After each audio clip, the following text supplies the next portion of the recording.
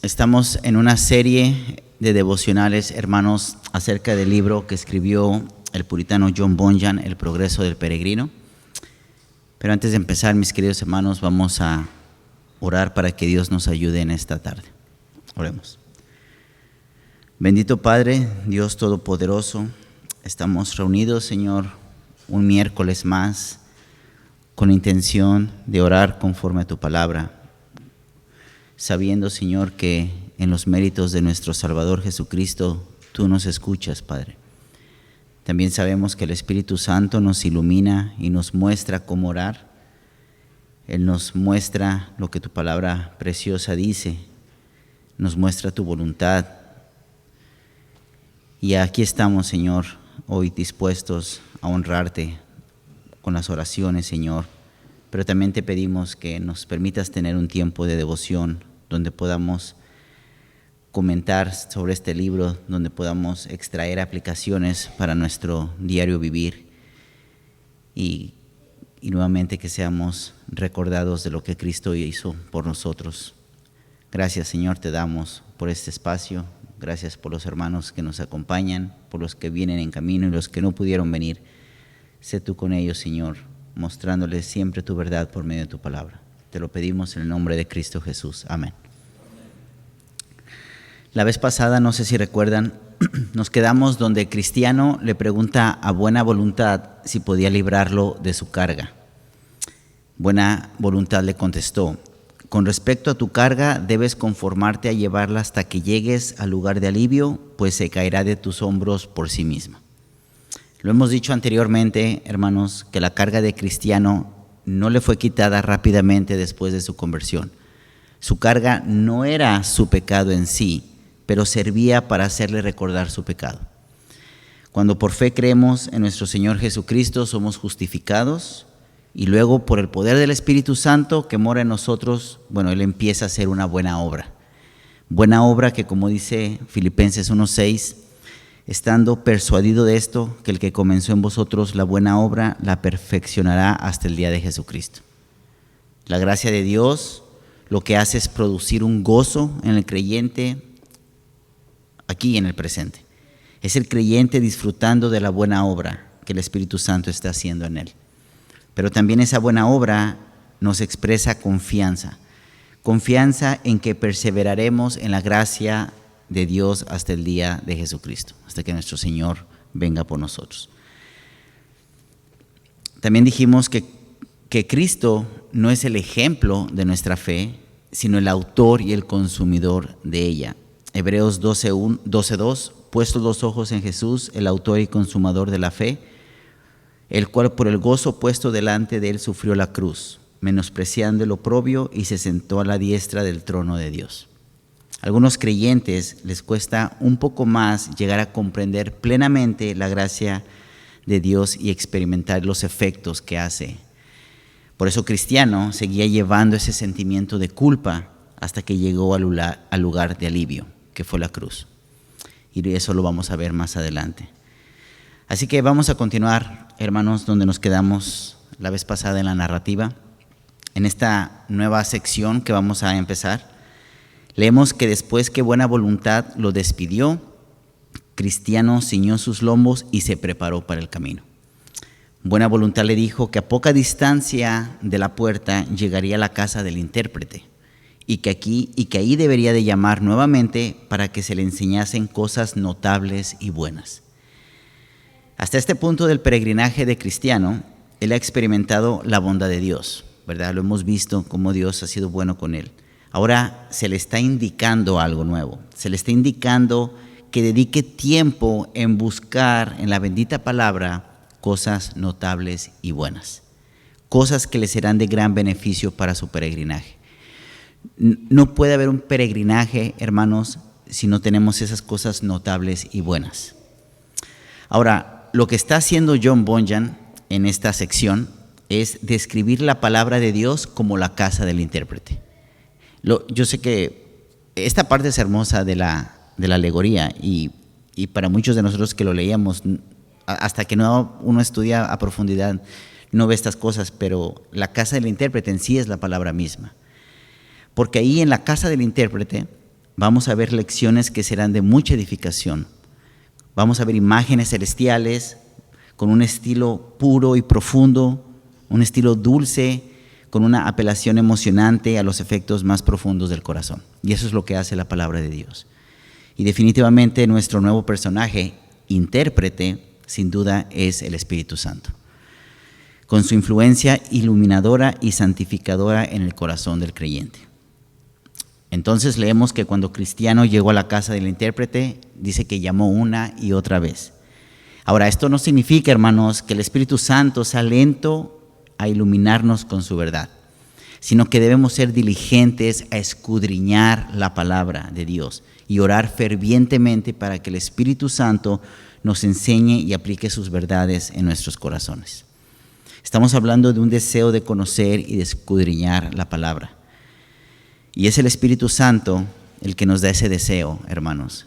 Es Él el que los ilumina nuestras mentes, es Él el que nos llena de esa verdad en nuestro corazón. Miren lo que dice el Salmo 119, 130. La exposición de tus palabras alumbra, hace entender a los simples. Cuando la palabra de Dios entra en el corazón de una persona, el Espíritu Santo le da luz y entendimiento. Por esa razón se nos llama que escudriñemos la palabra. Miren también lo que dice el Salmo 119, 11. En mi corazón he guardado tus dichos para no pecar contra ti.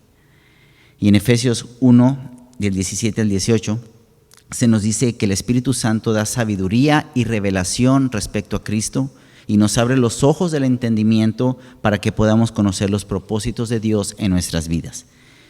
Dice, para que el Dios de nuestro Señor Jesucristo, el Padre de gloria, os dé espíritu de sabiduría y de revelación en el conocimiento de Él, alumbrando los ojos de vuestro entendimiento para que sepáis cuál es la esperanza a que Él os ha llamado y cuáles las riquezas de la gloria de su herencia en los santos. En este texto, aquí en Efesios, es hermoso, hermanos, porque aquí el apóstol Pablo está invocando a la Trinidad para que los creyentes podamos conocer más de nuestro Salvador. Entonces el Espíritu Santo es el que da sabiduría, Isaías 11:2, y reposará sobre él el Espíritu de Jehová, Espíritu de sabiduría y de inteligencia, Espíritu de consejo y de poder, Espíritu de conocimiento y de temor de Jehová. Y el Espíritu Santo también nos va a revelar la verdad. 1 Corintios 2, 10 al 12. Pero Dios nos la reveló a nosotros por el Espíritu, porque el Espíritu todo lo escudriña, aún lo profundo de Dios. ¿Por qué? ¿Quién de los hombres sabe las cosas del hombre sino el Espíritu del hombre que está en él? Así tampoco nadie conoció las cosas de Dios sino por el Espíritu de Dios. Y nosotros no hemos recibido el Espíritu del mundo, sino el Espíritu que proviene de Dios para que sepamos lo que Dios nos ha acontecido. Y todo para que nosotros crezcamos en el conocimiento de Dios. Dios de igual manera revela sus planes para nosotros por medio del Espíritu Santo, quien nos enseña las cosas espirituales. Así es como se revela la palabra en nosotros, hermanos, por medio de enseñarnos las cosas espirituales. Versículo 13 ahí mismo. Lo cual también hablamos no con palabras enseñadas por sabiduría humana, sino con las que enseña el Espíritu, acomodando lo espiritual a lo espiritual. Es el Espíritu Santo, hermanos, regresando a Efesios 1:18, quien alumbra los ojos de nuestro entendimiento. Por eso aquí lo vemos como el intérprete, el que ilumina, el que da interpretación a lo que leemos en la palabra.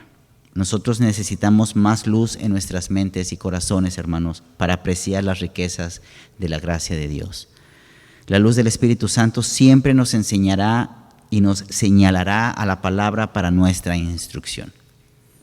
Nuestro Señor Jesucristo les dijo a sus discípulos en Juan 16, el Espíritu simplemente repite lo que el Padre y el Hijo han dicho. Dice, aún tengo muchas cosas que deciros, pero ahora no las podéis sobrellevar. Pero cuando venga el Espíritu de verdad, Él os guiará a toda la verdad, porque no hablará por su propia cuenta, sino que hablará todo lo que oyere y os hará saber las cosas que habrán de venir. Él me glorificará porque tomará de lo mío y os lo hará saber. Todo lo que tiene el Padre es mío, por eso dije que tomará de lo mío y os lo hará saber. Miren lo que pasa, hermanos. Cuando el Espíritu Santo ilumina nuestro ser, Ahora por la gracia comenzamos a ver su palabra con nuevos ojos, con más luz, con más entendimiento. La empezamos a leer con un propósito, porque sabemos que es verdad. Ahora su palabra nos es dulce y agradable. Antes no lo era. El Salmo 119, 103, cuán dulces son a mi paladar tus palabras, más que la miel a mi boca. Sin la iluminación del Espíritu Santo, hermanos, las palabras de Dios no fueran dulces para nosotros. Más bien, no haría ningún efecto. Una persona puede tener todo el deseo de leer la palabra de Dios, pero si no tiene el Espíritu Santo, como lo dijimos, solamente es conocimiento en el intelecto. Ahora, el salmista tenía muy poco de la palabra de Dios, eso es interesante. Posiblemente solo tenía los 5 libros de Moisés y posiblemente algunos más cuando él escribió que la palabra de Dios era dulce para él. Ahora imagínense para nosotros que tenemos ya la revelación entera, que conocemos quién era esa esperanza, quién era ese Mesías que vendría. La palabra debería de ser muchísimo más dulce para nosotros. Nosotros tenemos muchas más riquezas y dulzura, sin embargo, la mayoría de nosotros parece valorarlo menos hoy en día. Pero cuando el Espíritu Santo ilumina nuestro ser con su verdad, hermanos, nos es difícil, alejarnos de la palabra. Nos es difícil alejarnos de la lectura y de la meditación. Cuando ustedes tienen deseo de estar más en la palabra, es el Espíritu Santo iluminando su ser, sus corazones. No cesamos de clamar a Dios para conocer más su verdad, su gloria, su voluntad. Por eso John Bunyan presenta al intérprete como el Espíritu Santo, cuya tarea consiste en iluminarnos. Y así es como Dios se reveló a sí mismo por medio de la persona de Cristo. Él revela su mente, su voluntad y su amor por medio del Espíritu Santo, el Consolador.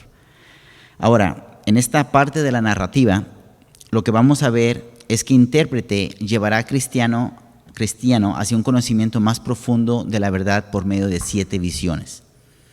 Con la ayuda de Dios, hoy solamente vamos a comentar 2 o 3 de ellas, según el tiempo nos ayude. Leemos en la narrativa que al entrar cristiano a la casa, intérprete le ordena a su sirviente que encienda una vela. Nuevamente, esa vela representa la obra iluminadora del Espíritu Santo. Sin esa luz, la casa estaría en obscuridad, hermanos. Sin la luz del Espíritu Santo, todo sería obscuridad para nosotros. Miren cómo continúa el texto que leímos en 1 Corintios 2, versículo 14. Pero el hombre natural no percibe las cosas que son del Espíritu de Dios, porque para él son locura y no las puede entender porque se han de discernir espiritualmente. Solo por el poder del Espíritu Santo puede el que está muerto y ciego y en obscuridad, por naturaleza, ver y comprender y tener luz en la palabra de Dios. 2 Corintios 4:6, porque Dios, que mandó que de las tinieblas resplandeciese la luz, es el que resplandeció en nuestros corazones para iluminación del conocimiento de la gloria de Dios en la faz de Jesucristo. Cristo, mis hermanos, es el que resplandeció en nuestros corazones. Así como en la creación, Él ordenó que la luz brillara en las tinieblas por el poder de su voz. Bueno, Génesis 1:3, y dijo Dios, sea la luz, y fue la luz. Así también Él ordena que su evangelio brille en los corazones de los pecadores con vida soberana e irresistible. Y esta parte donde dice, para iluminación del conocimiento de la gloria de Dios en la faz de Jesucristo, esto significa conocer a Dios, es ver a Cristo, mis hermanos. Ver la gloria de Dios es ver el rostro de nuestro Salvador. Entre más conocemos de Dios, más estamos conociendo de Cristo, más nos estamos pareciendo a Él. Entonces, ya con esa luz iluminadora del Espíritu Santo, el creyente puede ver ahora con más claridad lo que la palabra dice. Fue solamente por medio de esa luz que Cristiano pudo ver las distintas estancias y los objetos de la casa del intérprete. Ahora, los que hemos leído este libro anteriormente, sabemos que estas interpretaciones han sido de mucha edificación y espero que lo sean para ustedes también. Yo no las entendía, me parecían sorprendentes, pero no las entendía, pero vamos a leerlas. Dice así la narrativa. Intérprete, pasa adentro y te mostraré lo que te será de provecho. Conduciéndole a un cuarto privado, el intérprete mandó al criado que abriese la puerta, lo cual hecho, Cristiano vio colgado en la pared un cuadro que representaba una persona venerable, o respetable. Con los ojos levantados al cielo, el mejor de los libros en sus manos, la ley de la verdad escrita en sus labios y la espalda vuelta al mundo. Se hallaba de pie en el ademán de razonar con los hombres y una corona de oro se veía en su cabeza. Cristiano, ¿qué significa esto? Intérprete, el hombre representado en esta pintura es uno entre mil. Uno que puede decir en las palabras del apóstol: aunque tenga 10,000 años en Cristo, no tenéis muchos padres, porque en Cristo Jesús yo os engendré por el Evangelio. Y como lo ves con los ojos mirando al cielo, el mejor de los libros en sus manos y la ley de la verdad escrita en sus labios, es para enseñarte que su misión es saber y explicar las cosas profundas a los pecadores, está en pie como para suplicar a los hombres.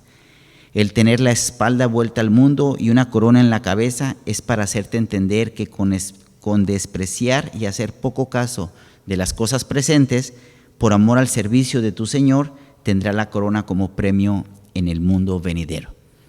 Te he enseñado este cuadro primero, añadió el intérprete, porque el hombre en él representado es el único autorizado por el Señor del lugar que buscas para que sea tu guía en todos los lugares difíciles que has de encontrar. Por lo tanto, pon cuidado a lo que has visto.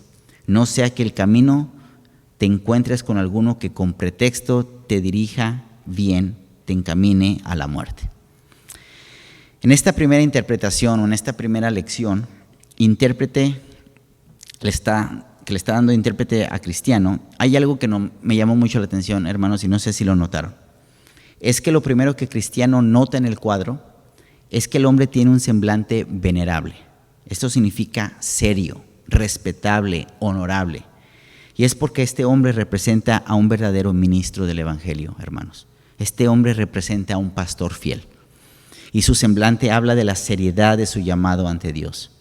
Este pastor conoce y comprende sus responsabilidades como un atalaya, lo dijimos la vez pasada, y pastor del rebaño de Cristo.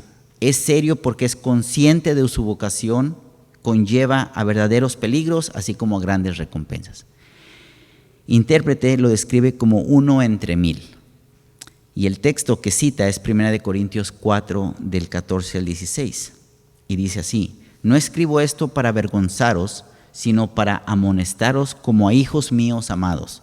Porque aunque tengáis 10,000 años en Cristo, no tenéis muchos padres, pues en Cristo Jesús yo os engendré por medio del Evangelio, por tanto os ruego que me imitéis. Este pastor, hermanos, no solo habla y enseña la verdad, sino que considera a las personas que Dios le ha confiado como sus hijos en la fe, como aquellos a quienes debe cuidar, a quienes debe alimentar, a quienes debe proteger. En Gálatas el apóstol Pablo también se refiere a la iglesia como sus hijos. Miren lo que dice Gálatas 4:19, hijitos míos, por quienes vuelvo a sufrir dolores de parto hasta que Cristo sea formado en vosotros. Y formado significa un cambio interior a la imagen de Cristo. Ese es el deseo de este pastor. Es como si él los hubiera engendrado. Ahora, para un mejor entendimiento de la descripción de un pastor por medio de este cuadro colgado, veamos rápidamente cada parte del cuadro y de lo que representa. Estamos de alguna manera, hermanos, hablando de la descripción o de los rasgos de un verdadero ministro del Evangelio. Rasgos que podemos extraer de la palabra de Dios y por medio de la iluminación del Espíritu Santo. Y es que Dios, hermanos, por medio de su palabra nos enseña, nos guía y nos dice también lo que debemos de ver en un pastor. Número 1, la descripción del cuadro dice: con los ojos levantados al cielo. En otras palabras, el pastor fiel tiene la mirada puesta en Cristo. Eso es lo que quiere decir. Cristo es preeminente en su vida y en su ministerio. La belleza de la santidad y la gloria de Dios manifestadas en la persona y obra de Cristo son el centro de su adoración. Él no quiere otra cosa más que parecerse a Cristo, mostrar a Cristo y predicar a Cristo. Este pastor mira fijamente a su Señor, quien está exaltado a la diestra de su Padre Celestial. Hebreos 12:2, puestos los ojos en Jesús, el autor y consumador de la fe, el cual por el gozo puesto delante de él sufrió la cruz, menospreciando el oprobio, y se sentó a la diestra del trono de Dios.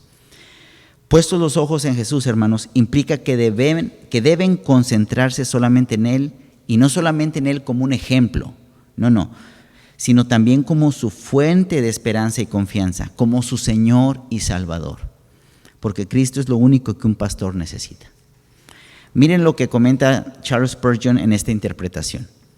Dice, poner los ojos en Jesús significa apartar la mirada de todo lo demás. Debes de apartar la mirada de todo excepto Jesús. No fijes tu mirada en la nube de testigos. Te estorbarán si te apartan la mirada de Jesús. No fijes tu mirada en el peso ni en el pecado que te asedia. Estos ya te han dejado a un lado. Aparta la mirada de ellos. Ni siquiera fijes tu mirada en el curso de la carrera, ni en los competidores, sino mira a Jesús, y así comienza la carrera. Cuidémonos de ver a Jesús como solo un ejemplo. Él fue y es mucho más, pero también sigue siendo el máximo ejemplo de perseverancia. Mirar a Jesús significa vida, luz, guía, aliento, alegría. Nunca dejes de mirar a Él, que siempre te mira a ti. Número 2. El mejor de los libros en sus manos. El pastor fiel, del que estamos hablando, hermanos, está comprometido con la palabra de Dios. No predica sus ideas, no predica sus opiniones, sino que solo busca por la gracia de Dios y según Dios le da luz, exponer fielmente las Escrituras en su totalidad. John Bunyan, cuando escribió esta parte del libro, él tenía en mente su propio pastor, pues este hombre estaba entregado a la palabra de Dios. En otra de sus obras, él habla mucho de su pastor, el señor Gifford, en uno de sus libros que se llama Gracia abundante al mayor de los pecadores, el cual recomiendo, dice lo siguiente: en ese tiempo me encontraba bajo el ministerio del santo señor Gifford, cuya doctrina por la gracia de Dios fue de gran ayuda para mi estabilidad. Él estaba inestable, pero estaba su pastor fiel, que solamente le estaba dando a Cristo, porque era lo que él necesitaba. Este hombre se dedicó con empeño a liberar al pueblo de Dios de todas esas faltas y malos hábitos que por naturaleza somos propensos a aceptar y a crear en nuestras almas. Su única guía fue la palabra de Dios. Número 3. La ley de la verdad escrita en sus labios. El pastor fiel es un hombre comprometido a predicar la verdad de Dios, para apartarse de sí mismo y a los demás del pecado. Es como Leví, de quien habló el profeta Malaquías. Miren lo que dice Malaquías 2, del 6 al 7. La ley de verdad estuvo en su boca, e iniquidad no fue hallada en sus labios. En paz y en justicia anduvo conmigo, y a muchos hizo apartar de la iniquidad. Porque los labios del sacerdote han de guardar la sabiduría, y de su boca el pueblo buscará la ley, porque mensajero es de Jehová de los ejércitos. En estas tres primeras características, por así decirlo, podemos ver que la labor de un pastor fiel es conocer y revelar las cosas obscuras a los pecadores. Conforme el Espíritu Santo le va iluminando a él, él viene e ilumina a los pecadores. Y para lograr esto, el pastor debe tener la mirada puesta en Cristo. Si él se aleja de Cristo, es como si estuviera un ciego guiando a otro ciego. Número 4, la espalda vuelta al mundo. El ministro del Evangelio no se deja seducir por las vanas filosofías, hermanos, de este mundo. Su gozo y su satisfacción están en conocer y servir a Cristo. Hoy en día muchos que se llaman pastores ofrecen y exaltan la salud, la riqueza, el éxito, la prosperidad, en lugar de la humildad, el sacrificio, la abnegación y el servicio. Pero este no es el camino de un verdadero ministro, de un pastor fiel. Él ama a Cristo más que a cualquier cosa que este mundo le pueda ofrecer. El pastor fiel, hermanos, ha abandonado el mundo para seguir a Cristo. Número 5. Se hallaba de pie en el ademán de razonar con los hombres. Una de las características distintivas de un pastor, hermanos, es que siente un gran afecto por los perdidos. Le duele saber que hay personas perdidas. Anhela ver a otros acercarse a Cristo y encontrar el mismo gozo y paz y satisfacción que él mismo está disfrutando. Comprende que las realidades eternas están en juego para las almas de sus ovejas. La vida, la muerte, el cielo y el infierno, todo eso son realidades, hermanos, y él siente ese pesar por sus ovejas. Y su corazón arde con el deseo de advertir a los hombres que huyan de la ira venidera. Y por último, número 5, una corona de oro se veía en su cabeza. El pastor fiel puede soportar las dificultades y el sufrimiento de esta vida porque él sabe que esto es pasajero, él sabe que tiene una recompensa en el cielo. Cristo, por el gozo puesto delante de él, soportó la cruz. Así también el pastor, por el gozo y la gloria eterna en el cielo, puede abandonar el mundo y buscar primero el reino de Dios. Estas características demuestran que un verdadero pastor desprecia las cosas del presente por amor a Dios, por amor a Cristo. Es un hombre que vive por fe, sabiendo que las bendiciones y las promesas eternas de Dios son mucho más grandes que las falsas atracciones temporales del pecado. Es capaz de menospreciar este mundo presente porque su esperanza está en el mundo venidero. Mira hacia la gloria y recompensa del cielo, que es Cristo mismo. Ni siquiera está deseoso de la vida eterna o de que ya no va a haber pecado o de que ya no va a haber dolor, sino que va a estar con Cristo, con el que él estuvo predicando. Y quiero concluir esta primera interpretación, hermanos, con 2 aplicaciones. La importancia, hermanos, que busquemos y que oremos por pastores verdaderos y fieles que guíen y velen nuestras almas. Como vimos anteriormente en los encuentros de cristiano con evangelista y sabio según el mundo, ¿recuerdan? Es una gran ventaja reconocer y seguir el consejo piadoso y un peligro ignorarlo. Algunos de los momentos más tristes que vamos a ver en la vida de cristiano más adelante ocurren cuando no prestó atención a esta primera lección, cuando no puso los ojos en el pastor que estaba apuntándolo a Cristo, claro. Solo un ministro que tiene los ojos puestos en Cristo y que Cristo es suficiente para él puede ser guía para los peregrinos. No, si somos peregrinos, hermanos, no busquemos guía de otra persona que no sea de alguien que tiene puestos los ojos en Cristo. Solo este tipo de pastor estará preparado para ayudar a su rebaño en los momentos difíciles del camino. Debemos orar para que Dios nos enseñe a valorar y apreciar a esos dones que Dios nos ha dado, hermanos, que están cuidando de nuestras almas. Oremos por nuestros pastores. Y la segunda aplicación es que nosotros, las ovejas, deberíamos esforzarnos por imitar el carácter piadoso de nuestros pastores. Este retrato que acabamos de ver es una representación adecuada no solo para un pastor, sino también para las ovejas. Pablo dijo a los corintios en 1 Corintios 4:16, por tanto, os ruego que me imitéis. Y también dijo en el capítulo 11, versículo 1, sed imitadores de mí, así como yo de Cristo. Que las características que acabamos de ver en esta primera interpretación, hermanos, sea una realidad para cada uno de nosotros también. No solamente para nuestros pastores, sino para nosotros. Antes de continuar a la segunda interpretación, pregunta: ¿para qué fin dio Cristo pastores y maestros a la iglesia? ¿Para qué? ¿Para qué tenemos maestros y pastores? Bueno, Efesios 4, del 12 al 13. A fin de perfeccionar a los santos para la obra del ministerio, para la edificación del cuerpo de Cristo, hasta que todos lleguemos a la unidad de la fe y del conocimiento del Hijo de Dios, a un varón perfecto, a la medida de la estatura de la plenitud de Cristo. Estos oficios de proclamación de la palabra, hermanos, son los dones que Dios dio a su iglesia. No son hombres queriendo hablar de Dios, es Dios dando estas personas para la edificación y la unidad y el crecimiento de la iglesia. El apóstol Pablo también les habló a los colosenses sobre su labor en el evangelio. Miren lo que dice Colosenses 1, del 28 al 29. A quien anunciamos, amonestando a todo hombre y enseñando a todo hombre en toda sabiduría, a fin de presentar perfecto en Cristo Jesús a todo hombre. Para lo cual también trabajo, luchando según la potencia de Él, la cual actúa poderosamente en mí. No hay que conformarnos con buscar la madurez espiritual, la piedad y el celo solo en estos pastores y maestros, hermanos, sino hay que trabajar y perseverar por la gracia de Dios hasta que estos frutos nazcan y florezcan en nosotros, que es la iglesia. Muy bien. La narrativa continúa y dice que el intérprete tomó a Cristiano de la mano y lo condujo a una sala grande llena de polvo porque nunca había sido barrida. Dice el relato: después de haberla examinado, intérprete mandó a uno que la barriese. Luego que comenzó a barrer, el polvo se levantó en nubes tan densas que Cristiano estuvo a punto de sofocarse.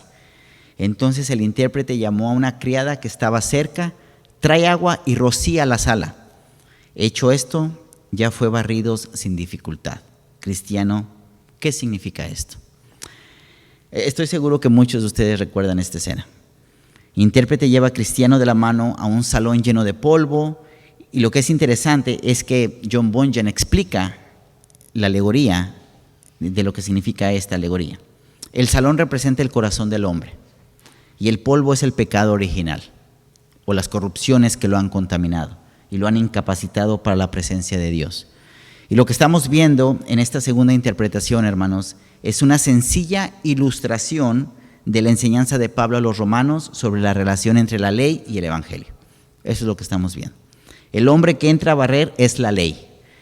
Si bien la ley es santa, justa y buena, pues refleja el carácter perfecto de Dios, pero no puede ni nunca fue dada para salvar al hombre de sus pecados. Miren cómo la ley define el pecado. Romanos 7, del 7 al 13. ¿Qué diremos, pues? ¿La ley es pecado? En ninguna manera. Pero yo no conocí el pecado sino por la ley, porque tampoco conociera la codicia si la ley no dijera no codiciarás. Mas el pecado, tomando ocasión por el mandamiento, produjo en mí toda codicia, porque si la ley, el pecado está muerto. Y yo, si la ley vivía en un tiempo, pero venido el mandamiento, el pecado revivió y yo morí. Y hallé que el mismo mandamiento que era para mi vida, a mí me resultó para muerte.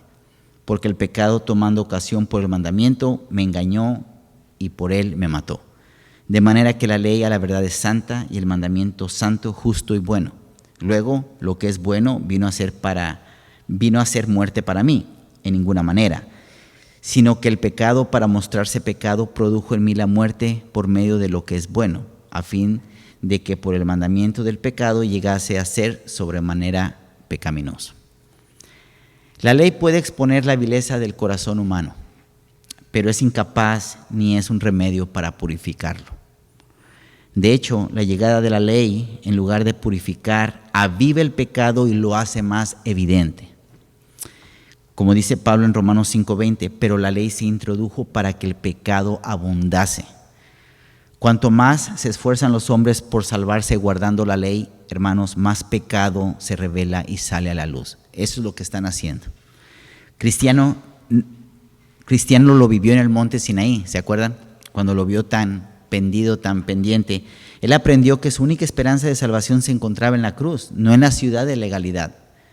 Una vez que la ley no logró purificar la habitación, ¿verdad? Porque lo único que hizo fue una densa nube, la criada vino y roció con agua. La criada representa el evangelio, que puede tomar un corazón nublado por el pecado y la miseria y traer perdón, purificación y paz. Romanos 5, del 20 al 21. Pero la ley se introdujo para que el pecado abundase, mas cuando el pecado abundó, sobreabundó la gracia. Para que así como el pecado reinó para muerte, así también la gracia reine por la justicia para vida eterna mediante Jesucristo, Señor nuestro. Lo que la ley no pudo hacer, hermanos, el evangelio lo hizo con placer. Lo que nosotros jamás podríamos hacer en nuestros intentos de servir y agradar a Dios mediante la ley, nuestro Señor Jesucristo lo hizo por nosotros. El apóstol Pablo clamó en Romanos 7:24, miserable de mí, ¿quién me librará de este cuerpo de muerte? Y la respuesta de Pablo comienza en el versículo 25 y continúa a lo largo del capítulo. Gracias doy a Dios por Jesucristo nuestro Señor. Así que yo mismo con la mente sirvo a la ley de Dios, mas con la carne a la ley del pecado. Solo en Cristo los pecadores pueden encontrar purificación y perdón, hermanos. Solo revestidos de su justicia imputada es que pueden ser aptos para la presencia de Dios. La salvación, mis hermanos, es solo por gracia, solo por la fe, solo por Cristo.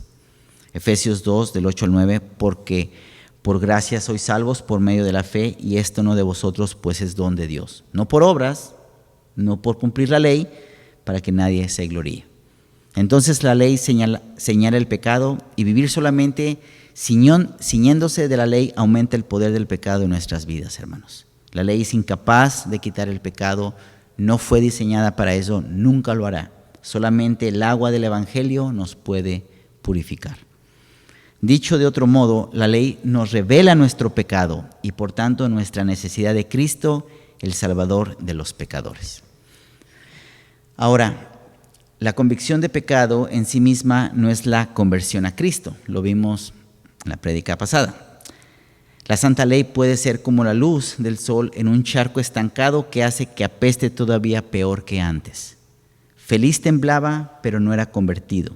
Sin embargo, no puede haber confianza en Cristo para salvarnos si no nos damos cuenta del pecado del que debemos ser salvos.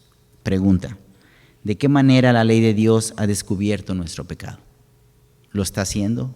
Cuando leemos la palabra de Dios, ¿estamos viendo más nuestro pecado? ¿Y cómo eso nos ha ayudado a ver nuestra necesidad por Cristo? Yo creo que tenemos tiempo para el último, es corto. Leemos que intérprete toma a Cristiano de la mano una vez más y lo conduce a un pequeño cuarto donde estaban 2 niños sentados, uno en cada silla. Dice: el hombre de uno era Pasión y del otro Paciencia. Pasión parecía estar muy descontento, mas Paciencia estaba muy tranquilo.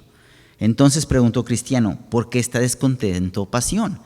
El intérprete contestó diciendo: el ayo quiere que Pasión espere hasta el principio del año venidero para recibir sus mejores cosas, mas Pasión todo lo quiere en el momento. Paciencia, al contrario, está resignado a esperar. Luego vi que vino un hombre a Pasión y le trajo un saco de tesoros y lo vació a sus pies, y el niño los recogió con gusto y se divirtió con ellos, haciendo burla al propio tiempo de Paciencia.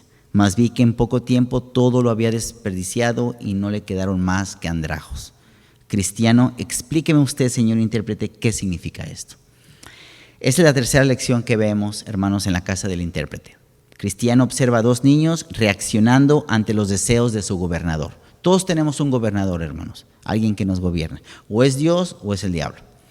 Pasión está muy descontento, pero Paciencia se mantiene tranquilo. El gobernador quiere que esperen lo mejor. Pasión se niega a esperar, pero Paciencia confía en las palabras del gobernador y se siente contento. Todos tenemos un gobernador. O somos gobernados por el Rey de los cielos, o somos gobernados por el Rey de este mundo. Al igual que en la lección anterior, intérprete ofrece una explicación clara de esto. Pasión representa a quienes viven solo para el presente. Así como Pasión rechaza la palabra del gobernador, el mundo se niega a creer la palabra de Dios y opta por ignorar las promesas y las advertencias de la Escritura. Para Pasión, ver para creer. Él así vive. Yo veo para creer. Él es lo que desea. Él desea su prosperidad este año, es decir, en esta vida. Esto aplica a nuestros propios corazones. Todos nacemos en pecado, naturalmente depravados, incapaces de aceptar o comprender las verdades espirituales. Solo mediante un renacimiento milagroso, obrado por el Espíritu de Dios Santo, que en la regeneración podemos recibir un cambio de corazón y encontrar paz y satisfacción. Paciencia representa a quienes han sido conquistados por la gracia, subyugados por el Espíritu Santo. Paciencia se conforma con esperar lo mejor, lo duradero, lo eterno, lo santo. Quienes tienen una mentalidad espiritual pueden soportar las pruebas de esta vida con alegría, porque saben que lo mejor está por venir. Por eso un verdadero creyente está conforme, aún esté en situaciones difíciles, porque lo mejor está por venir.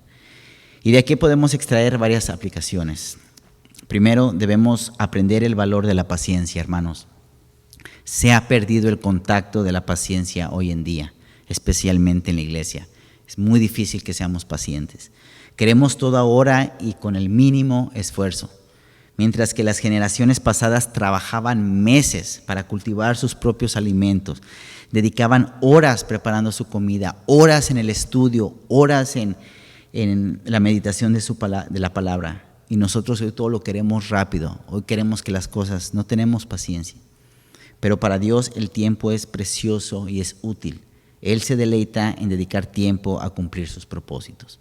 Por eso cada miércoles oramos sabiendo que a su debido tiempo Dios puede o no contestar nuestras oraciones. Tenemos paciencia en nuestras oraciones, hermanos. Debemos esperar. La paciencia es un elemento esencial de nuestra santificación. Es un fruto del Espíritu. Aunque somos declarados justos en la justificación, en el momento en que confiamos por fe en Cristo sobre la base de su justicia imputada, la santificación, creer en la gracia y ser conformados a la imagen de Cristo, toma tiempo, hermanos. Somos pacientes. Seamos pacientes, arraigados en su palabra. Eso sí, arraigados y con mucha oración. Yo creo que la paciencia nos lleva a orar. Nos lleva a orar y empezamos a tener una vida de oración. Y eso es bonito. Más bien busquemos la santidad por el resto de nuestras vidas, hermanos, esperando el día en que seamos glorificados, esperando ese día cuando estemos con nuestro Salvador en su presencia. En segundo lugar, aprendamos el engaño de pasión. Pasión se enamoró del brillo del presente, de lo que el mundo te ofrece, aquí y ahora. Las riquezas de este mundo son breves, parecen atractivas y deseables, pero pueden desaparecer en un instante, hermanos. Vemos esta realidad vívidamente reflejada en los desastres naturales. Cuando incendios forestales, tornados, huracanes azotan un lugar, casas, vehículos, todo se va rápido, se destroza rápidamente. La salud con una enfermedad se destroza rápidamente. Quienes depositan su esperanza y seguridad en esas posesiones pueden fácilmente quedar con solo devastación y angustia. Nuestro Señor Jesucristo dijo en Mateo 6:19, no os hagáis tesoros en la tierra, donde la polilla y el orín corrompen, y donde ladrones minan y hurtan. Versículo 20, sino haceos tesoros en los cielos, donde ni la polilla ni el orín corrompen, y donde ladrones no miran ni hurtan. Como en Colosenses, puestos la mente y los ojos en las cosas celestiales. Seamos cuidadosos al mantener los tesoros de este mundo con la mano abierta y no permitir que nos arrebaten el corazón, hermanos. Nuestro verdadero y perdurable tesoro está en los cielos y se llama Cristo. Cristo es la perla de gran precio. Mateo 13:46, que habiendo hallado una perla preciosa, fue y vendió todo lo que tenía y la compró. En tercer lugar, debemos aprender a tener fe en lo que Dios nos ha prometido. Dios ha prometido en su palabra bendiciones y vida eterna a quienes perseveran. También ha prometido juicio sobre quienes ignoran su advertencia y viven para sus propios placeres. Hay que creer lo que Dios dice, hermanos, atendiendo a sus advertencias y confiando en sus promesas. Pero ¿cuáles son las promesas de Dios? Leamos su palabra, hermanos, y está llena de promesas que nos van a dar deleite. Y son esas piedras que el cristiano necesitaba para poder salir de ese fango donde estaba. Vivamos siempre a la luz de la verdad, de que todo lo que Dios dice en su palabra es verdad y que sin duda se va a cumplir. A su debido tiempo hay que tener paciencia y ese es un fruto. Y finalmente, hermanos, debemos aprender a vivir con una perspectiva eterna. En todas nuestras decisiones debemos considerar cómo nuestras acciones afectan el futuro, tanto en esta vida como en la vida venidera. Hay que invertir nuestro tiempo en recursos sabios, con la eternidad en mente. Quienes tienen una mentalidad mundana no tienen esta perspectiva. Están enfocados en el mañana. No, hermanos, hay que estar enfocados en la eternidad. Están atados por una ceguera temporal y limitados por la esclavitud del pecado. Un cristiano, sin embargo, comprende que la vida es mucho más de lo que vemos en este mundo. Hermanos, lo que vemos hoy en día, lo que tenemos, eso es una gracia de Dios que nos ha dado en este mundo, pero lo mejor está por venir. Así que, si queremos alcanzar la ciudad celestial como cristiano, nada de este mundo debe distraernos del camino. Más adelante en esta alegoría, hermanos, esto es algo que me llamó mucho la atención. Cristiano y otro personaje llamado Esperanza llegan a una mina de plata. ¿Y saben qué es lo que pasa? Cristiano recuerda esta lección, recuerda lo que acabamos de ver. Dice, vi entonces en mi sueño que a poca distancia del camino y cerca de la entrada de la mina estaba Demás para llamar cortésmente a los peregrinos a que se acercaran a verla. Este dijo a Cristiano y a su compañero, venid acá y veréis unas cosas sorprendentes. Cristiano, ¿qué puede haber tan digno que merezca detenernos y desviarnos de nuestro camino? Hermanos, realmente, ¿qué puede haber bueno en este mundo que nos desvíe de nuestros ojos puestos en el Señor? Dice, Demás, aquí hay una mina de plata donde se puede cavar y sacar un tesoro. Si quieres venir, con un poco de trabajo podéis proveer abundantemente. Esperanza, vamos a verla. Cristiano, yo no. He oído hablar de este lugar antes de ahora y de muchos que han perecido en él. Además, este tesoro es un lazo para los que lo buscan porque les estorba en su peregrinación. Entonces gritó Cristiano, además diciendo: ¿no es verdad que el lugar es peligroso? ¿No ha estorbado a muchos peregrinos? Además, es peligroso solamente para aquellos que se descuidan. Pero esto lo dijo sonrojándose. Cristiano, esperanza, no demos un solo paso a esta dirección, sigamos nuestro propio camino. Y es que porque Dios nos da sabiduría, hermanos, que podemos, cuando se nos presentan cosas en el camino, decir: no, esto no me cautiva, lo que me cautiva es Cristo. Otros viajeros no son tan afortunados. El Señor, por sus fines, el Señor apoderado del mundo, el Señor amor dinero y el Señor salva todo, caen en el pozo y parecen en su búsqueda de ganancias mundanas. Eso lo vamos a ver más adelante. Tomemos este consejo de Cristiano, hermanos, y sigamos la paciencia. Mateo 6:33. Buscad primeramente el reino de Dios y su justicia, y todas estas cosas os serán añadidas, si es que es la voluntad de Dios. Los que pertenecemos por gracia a Dios no nos regocijamos con las mejores cosas que este mundo ofrece. Más bien, las bendiciones de Dios y los tesoros del cielo son nuestro lugar, son nuestro deleite. Concluyo, hermanos, con la oración de Ken Pauls, que nuevamente recoge lo que hemos visto hasta el día de hoy en la casa del intérprete. Dice: Señor, oramos por quienes inquieren en la casa de tu bendita palabra. Llévalos a cada habitación y enséñales que luego apliquen lo que han oído. Padre, envíales interpretación por tu Espíritu, hazlos sabios, ilumina con fuerza la verdad ante sus ojos.